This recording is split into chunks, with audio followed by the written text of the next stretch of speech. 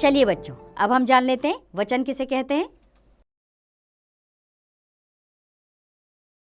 वहां मैदान में लड़के क्रिकेट खेल रहे हैं। एक लड़का गिर पड़ा।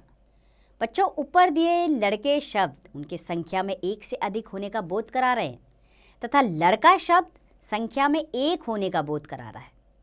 अतः वचन की परिभाषा क्या है? अर्थात शब्द के जिस रूप से उसके एक या एक से अधिक होने का बोध हो उसे वचन कहते हैं। आइए अब वचन के भेद भी जान लें।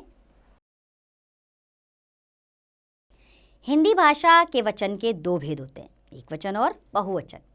अब एक वचन क्या है, एक एक करके इसे समझ लेते हैं।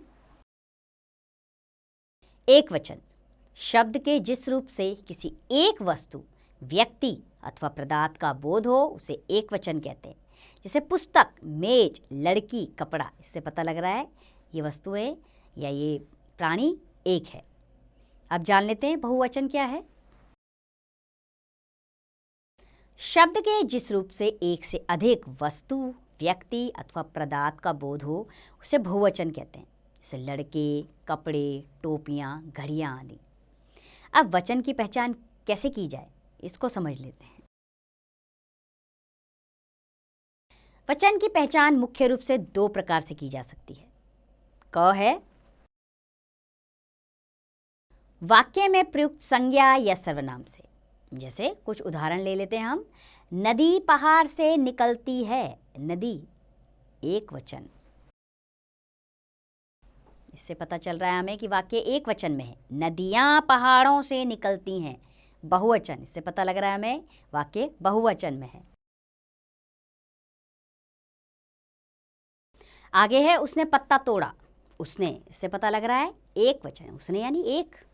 उन्होंने पत्ते तोड़े यानी बहुवचन।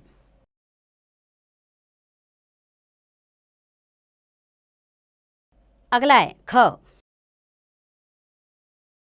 वाक्य में प्रयुक्त क्रिया से पता लगता है कि आपका वाक्य एक वचन में है या बहुवचन में। जैसे जंगल में हाथी है, एक वचन। जंगल में हाथी हैं यानी कि पहले वाले ह में बिंदु नहीं है और दूसरे वाले ह में बिंदु है, तो बिंदु वाला वाक्य बहुवचन में है।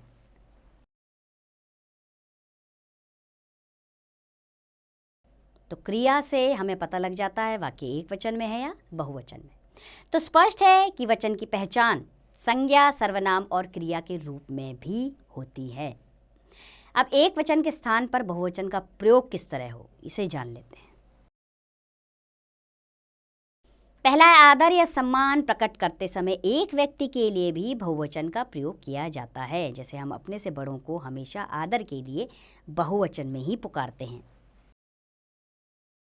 जैसे तुलसीदास जी एक महान कवि थे। पिताजी अखबार पढ़ रहे हैं बहुवचन है, लेकिन पिताजी के लिए आया है तो बहुवचन में वाक्य आएगा।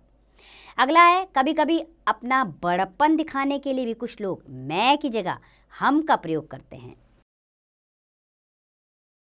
जैसे कि माँ ने कहा चिंता मत करो हम जल्दी लौट आएंगे। न्यायाधीश ने कहा हम तुम्हें 7 साल की कैद की सजा देते हैं। तो इसमें हम शब्द जो है बहुवचन प्रकट करता है ना। तो ये इसी का एक रूप है। तीसरा है हमारा आजकल एक वचन तू के स्थान पर भी बहुवचन तुम का प्रयोग किए जाने लगा है। जैसे शौर्य तुम कब आए, अनन्या तुम कहाँ रहती हो।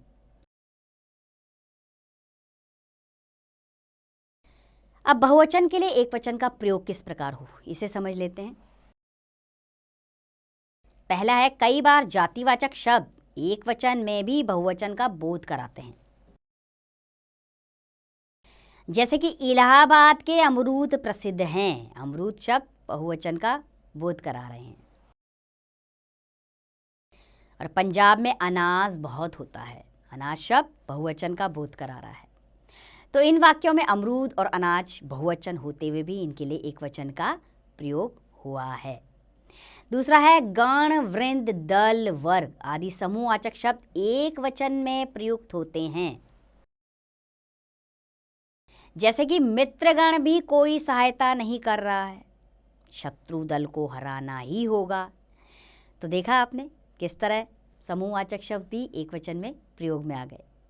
अब जानेंगे हम सदा एकवचन में प्रयोग किए जाने वाले शब्द, यानी कि हमेशा एकवचन में ही इनका प्रयोग होता है। जैसे पानी, आकाश, वर्षा, घी, जनता, झूठ, सत्य आदि शब्द सदा एकवचन में ही प्रयोग किए जाते हैं। जैसे पानी बरस रहा है, जनता ने बहुत शोर मचाया, एकवचन। अब जानेंगे सदा बहुवचन में प्रयोग किए जाने वाले शब्द। आंसू हमेशा बहुवचन में आते हैं। प्राण, हस्ताक्षर, दर्शन, होश आदि शब्द सदा बहुवचन में ही इनका प्रयोग किया जाता है। जैसे उनकी आंखों में आंसू आ गए, तो आंसू शब्द क्या होगा? बहुवचन। इसके तो प्राण संकट में है, प्राण शब्द बहुवचन का हिस्सा है। आइए अब वचन परिवर्तन के नियम जान लें।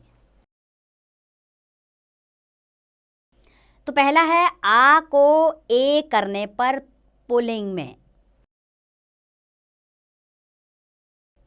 जैसे एक वचन है काला, बहुवचन बना देंगे इसका काले, एक ही मात्रा लगा के। गधा गधे, घोड़ा घोड़े, चूहा चूहे, कंगला कंगले, बछड़ा बछड़े, रस्सा रस्से, रुपया रुपए, कौवा कौवे, बेटा बेटे, मुर्गा मुर्गे, चीता चीते। अगला है अ को ऐ करने पर स्त्रीलिंग में। जैसे भैंस भैंसे, फौज फौजें, आंख आंखें, पुस्तक पुस्तकें, बात बातें, सड़क सड़कें, आंत आंतें, किताब किताबें, पेंसिल पेंसिलें। और तीसरा है आ के आगे ऐ लगाने पर स्त्रीलिंग में बदलना। जैसे माला मालाएं, सीता सीताएं, कन्या कन्याएं, माता माताएं, बालिका बालिकाएं, लता लताएं, अध्यापिका अध्यापिकाएं, महिला महिलाएं, कला कलाएं।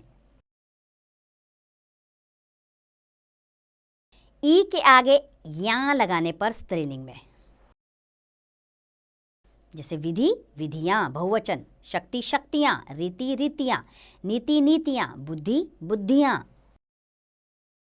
बहुवचन में बदल गया। लिपि लिपियां, तिथि तिथियां, आहुति आहूतियां, गति गतियां। अगला है ई को इया करने पर स्त्रीलिंग में। जैसे नदी का नदियां, दासी दासियां, सखी सखियां, कॉपी कॉपियां, लड़की लड़कियां, टोपी टोपियां, श्रीमती श्रीमतियां। विदुषी विदुषियां, नारी नारियां, कली कलियां, परी परियां और सदी सदियां। अगला है या में अनुस्वार लगाकर। जैसे चिड़िया चिड़ियां, डिबिया डिबियां, चूहिया चूहियां, अनुस्वार यानी चंद्र बिंदु लगाकर। लुटिया लुटियां, बुढ़िया बुढ़िया, गुड़िया गुड़ियां। अगला है उ तथा औ के आगे ऐ जोड़ा जाता है और दीर्घ स्वर को ह्रस्व कर दिया जाता है। जैसे कि वधु वधुएं, वस्तु वस्तुएं बहुवचन, गो गोएं, लू लुएं, बहु बहुएं, ऋतु ऋतुएं, बह बोहें, धेनु धेनुएं, जू जुएं।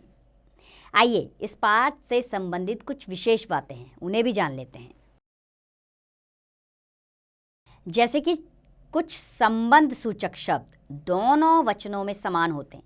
जैसे मेरा एक मामा है, मेरे 3 मामा है, मामा मामा दोनों में एक ही आया। अगला है धातुओं का बोध कराने वाली जातिवाचक संज्ञा एक वचन में प्रयोग होती है। जैसे सोना महंगा है, तांबा सस्ता है। कुछ शब्द एक वचन और बहुवचन में तो समान होते हैं, परंतु परसग लगने पर उनका रूप बदल जाता है। जैसे मैंने एक पेड़ लगाया, हमने कई पेड़ लगाए। पेड़ पर आम लगे हैं, पेड़ों पर आम लगे हैं। आइए इस पाठ को दोहरा लेते हैं।